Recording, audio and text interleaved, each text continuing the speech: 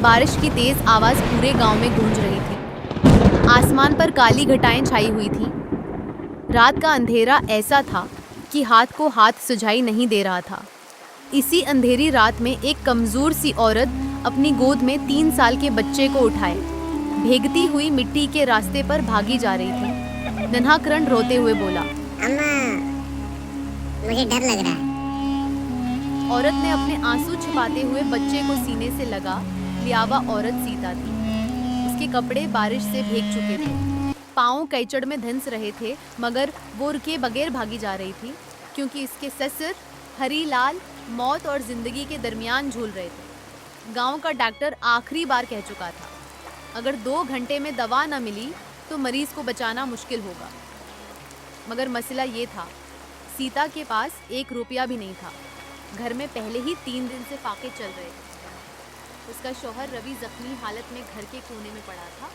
सास शांति देवी मुसलसल रो रही थी और नन्ही गड़िया भूख से बलक रही थी। सीता सैधा गांव के अमीर जमींदार महेश प्रसाद की हवेली पर पहुंची। उसने कांपते हाथों से दरवाजा खटखटाया। काफी देर बाद नौकर बाहर आया। क्या है? मुझे मालिक से मिलना है, मेरे ससुर मर जाएंगे। हकारत से इसे ऊपर से नीचे तक देखा। मालिक सो रहे हैं। सीता ने हाथ जोड़ दिए। आतने में अंदर से भारी आवाज आई। कौन है इस वक्त? महेश प्रसाद बाहर आया। उसकी नजरें सीता के भीगे चेहरे पर जम गईं। ओह, तो ये रवि की बीवी है। सीता ने फौरन उसके कदम पकड़ लिए। मालिक, मेरे ससुर को बचा लीजिए, मैं आपके सारे पैसे वापस कर दूंगी। महेश ने अजीब नजरों से उसे देखा, फिर वापस? तुम लोग? हिंसते हुए बोला। उसने नौकर की तरफ देखा और जोर से हंस पड़ा। सीता की आंखों से आंसू बहने लगे। तुम लोगों के घर में तो खाने को नहीं, कर्ज कहाँ से वापस करोगी? मैं मेहनत करूंगी, दिन रात काम करूंगी। महेश कुछ लम्हे खामोश रहा, फिर उसके होंठों पर खतरनाक मुस्कुराहट आई। सीता की आंखों में उम्मीद चमकी, मगर अगला जुमला सुनकर उसके कदमों तले जमीन निकल गई। ठीक है, पैसे मिल जाएंगे, लेकिन बदले में तुम्हें मेरे घर काम करना होगा। जी, मैं कर लूंगी। महेश उसके करीब आया। महेश ने उसकी आंखों में देखकर कहा, सिर्फ काम नहीं, जो मैं कहूंगा वो करना होगा। से सीता खौफ से पीछे हट गई। माँ, मतलब? जो मैं कहूंगा वो करना होगा। सीता जैसे पत्थर बन गई। बारिश की आवाज और तेज हो गई। उसे लगा जैसे पूरी दुनिया रख गई हो। अचानक उसके जहन में अपने बीमार ससुर, भूखे बच्चे और जख्मी शौहर के चेहरे घूमने लगे। इसकी आंखों से मुसलसल आंसू बहने लगे। मालिक, मैं गरीब जरूर हूँ, मगर बेगैरत नहीं। महेश का चेहरा गुस्से से सर्क हो गया। तो दफा हो जाओ यहाँ से। उसने सीता को धुका दिया। सीता कीचड़ में गिर गई। करण जोर जोर से रोने लगा। सीता ने फौरन बच्चे को सीने से लगा लिया। फिर वो खामोशी से उठी और बगैर कुछ कहे वापस चल पड़ी। बारिश मुसलसल बरस रही थी, मगर इस बार सिर्फ आसमान नहीं रो रहा था। सीता भी अंदर से टूट चुकी थी। जब वो घर पहुंची तो अंदर अंधेरा था। शांति देवी हरीलाल के सिरहाने बैठी रो रही थी। सीता, दवा मिली? सीता खामोश रही। उसकी खामोशी सब कुछ बता चुकी थी। शांति देवी फूट फूट कर रोने लगी। मेरे शौहर मर जाएंगे। आतने में हरीलाल ने कमजोर आवाज में कहा, शांति, क्यों रोती हो? मौत तो एक दिन आनी ही है। ऐसी बात न करें। शांति देवी चीख पड़े। सीता, मुझे माफ कर दो, मैं तुम्हें कभी खुशी नहीं दे सका। रवि दीवार के सहारे बैठा था। इसकी जख्मी टांग पर कपड़ा बंधा हुआ था। वो बेबसी से अपनी बेवी को देख रहा था। ऐसी बात ना करें। अगर मैं लायक होता तो आज बाबूजी के इलाज के लिए तुम्हें लोगों के आगे हाथ न फैलाने पड़ते। सीता फौरन उसके पास बैठी। आप मेरे लिए दुनिया के सबसे अच्छे शौहर हैं। आसी वक्त अचानक दरवाजे पर दस्तक हुई। सब चौंक गए। राधा जल्दी से दरवाजे की तरफ गई। बाहर गांव का पोस्टमैन खड़ा था।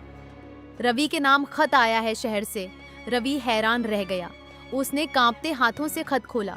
कुछ लम्हे बाद उसकी आंखें हैरत से फैल गईं। क्या हुआ या अल्लाह? शहर की फैक्ट्री से मुझे नौकरी मिल गई। राधा खुशी से चीख पड़ी। शहर से भिया की नौकरी लग गई। शांति देवी की आंखों से आंसू बहने लगे। आखिर तूने हमारी सुन ली। मगर अगला जुमला सुनकर सबकी खुशी रख गई। मुझे 3 दिन में शहर जाकर काम शुरू करना होगा। सैता फौरन समझ गई। रवि की टांग अभी जख्मी थी, वो इस हालत में कैसे जाता। मगर अगर न जाता तो शायद ये मौका हमेशा के लिए हाथ से निकल जाता। इसी रात सैता सारी रात जागती रही। इसके सामने 2 रास्ते थे, या तो शौहर को रोक ले या उसे तकलीफ में शहर भेज दे ताकि घर बच सके। सुबह सूरज निकलते ही उसने फैसला कर लिया। आप शहर जाएंगे, मगर मेरी हालत। मैं सब संभाल लूंगी। लेकिन तुम अकेली कैसे? मैं कमजोर नहीं हूँ। सीता ने मजबूत लहजे में कहा। इस दिन पहली बार रवि ने अपनी बीवी को गौर से देखा। वो सिर्फ एक गरीब औरत नहीं थी, वो पूरे घर की हिम्मत थी। अगले दिन सीता गांव की औरतों के घर घर गई। अगर किसी को कपड़े सिलवाने हो तो मुझे दे दीजिए। कुछ औरतों ने रहम खाकर कपड़े दे दिए, कुछ ने तंज किया। अरे इतनी मेहनत से क्या होगा, गुर्बत किस्मत से जाती है, मेहनत से नहीं। मगर सीता खामोश रही। वो जानती थी भूख इंसान को बहुत कुछ सिखा देती है। रात को जब सब सो जाते, वो लालटीन जलाकर सलाई करती रहती। उसकी उंगलियों से खून निकलता, मगर सोई चलती रहती। एक रात राधा की आंख खुल गई। उसने देखा सैता खामोशी से आंसू पूंछते हुए कपड़े सी रही थी। भाभी, आप रो रही हैं? सीता फौरन मुस्कुरा दी। नहीं तो। आप झूठ बोल रही हैं। ये सुनकर सैता टूट गई। वो पहली बार किसी के सामने रोई। सीता खामोशी से रोती रही। मुझे डर लगता है राधा, अगर रवि को शहर में कुछ हो गया तो, अगर मैं ये घर ना संभाल सकी तो। आप सब कर लेंगी भाभी, क्योंकि आप हार मानना जानती ही नहीं। रवि के शहर जाने का दिन आ गया। सुबह का वक्त था। आसमान पर हल्की हल्की बदलियां छाई हुई थी। घर के आंगन में अजीब सी खामोशी थी। शांति देवी एक पुराने कपड़े में रवि के लिए 2 जोड़े कपड़े बांध रही थी। हरीलाल खामोश बैठे थे। उनकी कमजोर आंखों में फिक्र साफ नजर आ रही थी। बाबा, आप कहाँ जा रहे हो? बेटा, पैसे कमाने जा रहा हूँ ताकि तुम्हें कभी भूखा न सोना पड़े। करण मासूमियत से बोला। जल्दी आ जाना। ये सुनकर रवि की आंखें भर आईं। सीता खामोश खड़ी सब देख रही थी। इसका दिल जोर जोर से धड़क रहा था, मगर वो खुद को मजबूत जाहिर कर रही थी। रवि उसके करीब आया। अपना ख्याल रखना। आप फिक्र ना करें, यहाँ सब संभाल लूंगी। सीता ने जबरदस्ती मुस्कुराकर सर हिलाया। मगर जैसे ही रवि घर से बाहर निकला, सीता की आंखों से आंसू बहने लगे। उसने फौरन मुना दूसरी तरफ कर लिया ताकि कोई देख न सके। शहर पहुंचते ही रवि को हकीकत का अंदाजा हो गया। फैक्ट्री बहुत बड़ी थी। हर तरफ शोर, धुआं और मशीनों की आवाजें गूंज रही थीं। मालिक सख्त मिजाज आदमी था। यहाँ काम में जरा सी गलती हुई तो नौकरी से निकाल दूंगा। रवि ने खामोशी से सिर झुका लिया। उसकी जख्मी टांग अभी पूरी तरह ठीक नहीं हुई थी, मगर वो दर्द बर्दाश्त करके काम करता रहा, क्योंकि उसे अपने घर वालों के चेहरे याद थे। इधर गांव में सीता ने पूरे घर की जिम्मेदारी उठा ली। सुबह वो पानी भरने जाती, फिर घर का काम करती, इसके बाद सिलाई का काम शुरू हो जाता। रात गए तक वो कपड़े सहती रहती। एक दिन अचानक गड़िया को तेज बुखार हो गया। बच्ची मुसलसल रो रही थी। शांति देवी परेशान हो गई। लगता है डॉक्टर को बुलाना पड़ेगा। मगर घर में सिर्फ 20 रुपए थे। सीता ने फौरन अपनी नई शाल उठाई, जो उसे शादी के बाद पहली बार मिली थी। वो बाजार गई और शाल बेच दी। इसी पैसे से दवा आई। रात भर सीता गड़िया के सर पर पानी की पट्टियां रखती रही। सुबह होते होते बुखार कम हुआ। शांति देवी खामोशी से बहू को देखती रही। बेटी, तुम अपने लिए कुछ क्यों नहीं रखते? माँ जी, माँ का सब कुछ उसके बच्चों का होता है। चंद दिन बाद गांव में एक खुशी की खबर आई। सरकार की तरफ से औरतों के लिए सिलाई मुकाबला होने वाला था। जीतने वाली औरत को 10,000 रुपए और सिलाई मशीन मिलनी थी। राधा खुशी से भागती हुई आई। भाभी, आप जरूर हिस्सा लो। मैं नहीं। गांव में मुझसे अच्छी सिलाई करने वाली बहुत औरतें हैं, मगर मेहनती आप जैसी कोई नहीं। सीता घबरा गई। शांति देवी भी बोल पड़े। जा बेटी, शायद किस्मत बदल जाए। सीता ने हचकचाते हुए फार्म भर दिया। 1 hour later. मुकाबले वाले दिन पूरा पंडाल औरतों से भरा हुआ था। हर तरफ रंग बिरंगे कपड़े और सिलाई मशीनों की आवाजें थीं। सीता खामोशी से एक कोने में बैठी थी। इसी वक्त उसकी नजर महेश प्रसाद पर पड़ी, वही जमींदार जिसने एक रात उसकी मजबूरी का फायदा उठाने की कोशिश की थी। महेश तंजिया हंसी के साथ उसके करीब आया। ओ, तो तुम भी आई हो? सीता खामोश रही। गरीब लोग ख्वाब बहुत देखते हैं। महेश हंस पड़ा। सीता ने पहली बार उसकी आंखों में आंखें डालकर जवाब दिया। ख्वाब गरीब नहीं होते मालिक, इंसान की सोच गरीब होती है। महेश का चेहरा सख्त हो गया। देखता हूँ आज तुम कैसे जीतती हो। मुकाबला शुरू हुआ। सब औरतें तेजी से कपड़े सीने लगे। सीता के हाथ कांप रहे थे। उसे रवि, बच्चों और घर वालों के चेहरे याद आने लगे। फिर पूरी मेहनत से काम शुरू कर दिया। 4 घंटे बाद नतीजा आया। जज ने माइक पर ऐलान किया। पहला इनाम जाता है सीता देवी को। पूरा पंडाल तालियों से गूंज उठा। राधा खुशी से चीख पड़ी। भाभी जीत गई। सीता की आंखों से आंसू बहने लगे। उसने जिंदगी में पहली बार महसूस किया कि शायद किस्मत वाकई बदल सकती है। महेश प्रसाद गुस्से से वहां से चला गया। जब सीता घर वापस आई तो शांति देवी ने उसे गले लगा लिया। मुझे तुम पर फक्र है बेटी। हरीलाल की आंखें खुशी से चमक रही। आज हमारी बहू ने पूरे गांव का सर फख्र से बुलंद कर दिया। उस रात कई दिनों बाद इस घर में पेट भरकर खाना पका। सब हंस रहे थे, मगर सीता जानती थी असल जंग अभी बाकी थी, क्योंकि शहर में रवि अकेला था और किस्मत अभी उनका आखिरी इम्तिहान लेना बाकी रखती थी। इस रात जब सब सो गए तो सीता काफी देर तक जागती रही। उसके सामने वो 10,000 रुपए रखे थे जो उसने मुकाबला जीत कर हासिल किए थे।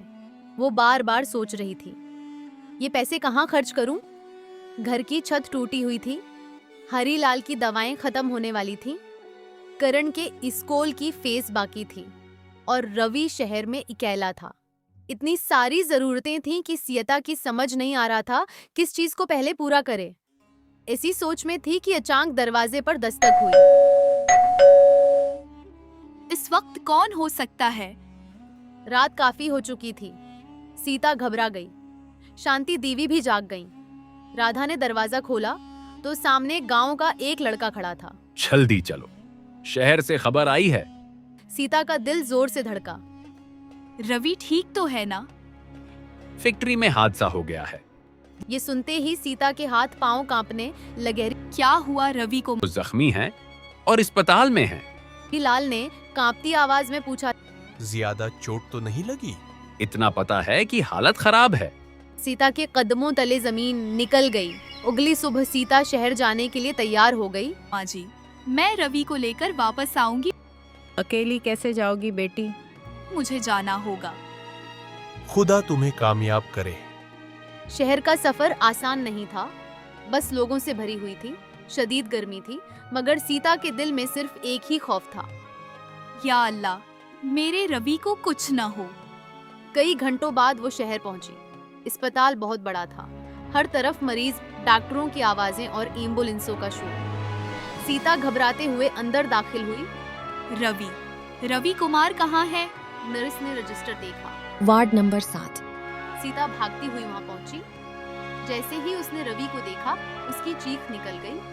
रवि के सिर पर पुटियां बंधी थीं, बाजों पर जख्म थे और वो बेहोश पड़ा था। सीता उसके पास बैठ गई और रोने लगी। डॉक्टर करीब आप आया। मरीज की बीवी हैं। सीता ने आंसू पूंछते हुए सिर हिलाया। हादसा खतरनाक था। मुशैन फट गई थी। मेरे शौहर ठीक हो जाएंगे ना डॉक्टर साहब? अगर सही इलाज हुआ तो उम्मीद है। ऑपरेशन करना पड़ेगा और उसके लिए 50,000 रुपए चाहिए। ये सुनकर सीता जैसे पत्थर बन गई। 50,000? मैं इतने पैसे कहाँ से लाऊंगी? इसके पास सिर्फ 10,000 थे। रात हो चुकी थी। अस्पताल के बाहर सीता अकेली बैठी रो रही थी। इसी वक्त एक आवाज आई। अरे तुम यहाँ? सीता ने सिर उठाया। सामने महेश प्रसाद खड़ा था। वो किसी काम से शहर आया हुआ था। इसके चेहरे पर अजीब सी मुस्कुराहट थी। लगता है किस्मत फिर तुम्हें मेरे पास ले आई। सैता फौरन खड़ी हो गई। मुझे आपकी कोई मदद नहीं चाहिए। अभी भी इतना गुरूर? ये गुरूर नहीं, इज्जत है। 50,000 चाहिए ना? आपको कैसे पता? मैंने डॉक्टर से बात कर ली है। मैं आज भी तुम्हें वो सब दे सकता हूँ जो तुम चाहो। बस सोच लो, तुम्हारे शौहर की जान का सवाल है। सीता की आंखों से आंसू बहने लगे। एक तरफ शौहर की जान, दूसरी तरफ इज्जत। उसे लग रहा था जैसे दुनिया उसे हर तरफ से तोड़ रही हो, मगर अगले ही लम्हे उसने अपने आंसू पोंछ दिए। मैं गरीब हूँ मगर अपनी इज्जत नहीं बेच सकती। महेश का चेहरा गुस्से से सरक हो गया। फिर अपने शौहर को मरता देखना।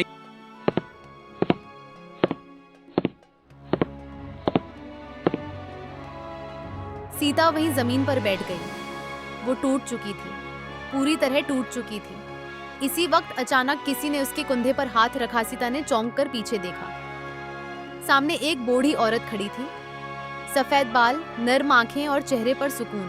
बेटी, मैं काफी देर से तुम्हारी बातें सुन रही थी। कितने पैसे कम हैं? 40,000। अगर मैं तुम्हारी मदद करूं, तो क्या तुम मेरे घर काम करोगी? मैं कोई भी मेहनत कर लूंगी। बूढ़ी औरत कुछ लम्हे सोचती रही, फिर बोली, मैं इंसानियत के बदले सौदा नहीं करती बेटी। सीता हैरान रह गई। इसकी आंखों से आंसू बहने लगे। कई दिनों बाद उसे लगा, दुनिया में अच्छे लोग अभी बाकी हैं। अगली सुबह सौर्ज की पहली किरणों के साथ ही अस्पताल के वार्ड नंबर 7 में हिलचल थी। रवि अभी भी बेहोश था। मशीनों की बेप बेप आवाज कमरे में गूंज रही थी। सीता एक कुर्सी पर खामोश बैठी थी। इसकी आंखें पूरी रात जागने की वजह से सर्क हो चुकी थीं, मगर वो हल भी नहीं रही थी। इसी वक्त नर्स आई। ऑपरेशन की तैयारी हो रही है, पैसे जमा हो गए? सीता ने सर हिला दिया। बूढ़ी औरत ने वाकई इसकी मदद की थी। 40,000 रुपए उसने एक लफ्ज कहे बेगैर दे दिए थे। ये इंसानियत है बेटी, वापस नहीं चाहिए। ये अल्फाज सैता के दिल में गूंज रहे थे। ऑपरेशन शुरू हुआ। सैता बाहर कॉरिडोर में करण और गुड़िया को सीने से लगाए बैठी थी। 2 घंटे बाद डॉक्टर बाहर आया। सैता फौरन खड़ी हो गई। डॉक्टर साहब, मेरे शवौर, डॉक्टर ने मुस्कुरा कर कहा। ऑपरेशन कामयाब रहा है।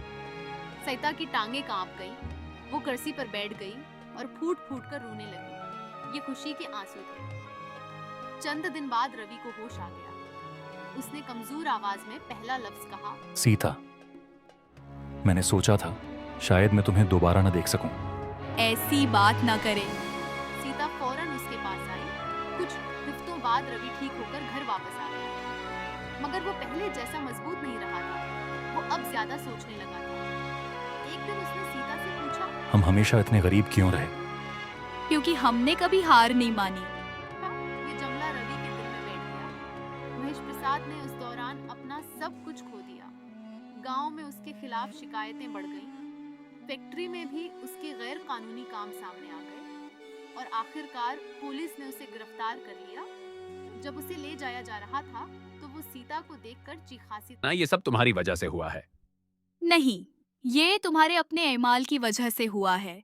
मैंने कुछ नहीं किया, मैंने सिर्फ सब्र किया है ताकि तुम सीख सको कि मेहनत और सब्र से कुछ भी बदला जा सकता है। उसने छोटा सा सिलाई सेंटर खोल लिया था। गांव की औरतें उससे हुनर सीखने आती थीं। घर अब कुचा नहीं रहा था, पक्का घर बन चुका था। करण स्कूल में टॉप कर रहा था। गुड़िया भी खुश मिजाज और ज़हीन बच्ची बन गई थी। एक दिन पूरा खानदान आंगन में बैठा था। हल्की हल्की हवा चल रही थी। हरीलाल मुस्कुरा रहे थे। शांति देवी के चेहरे पर सुकून था। अब इस घर की छत मजबूत थी, दीवारें भी मजबूत थी और सबसे मजबूत इस घर के लोग थे, क्योंकि वो भूख, दर्द, आंसू और आजमाइशों से गुजरकर ये समझ चुके थे कि असल दौलत पैसा नहीं, सब्र, मोहब्बत और साथ होता है। और सीता, वो आज भी उसी सादगी से अपने घर के आंगन में बैठी मुस्कुरा रही थी।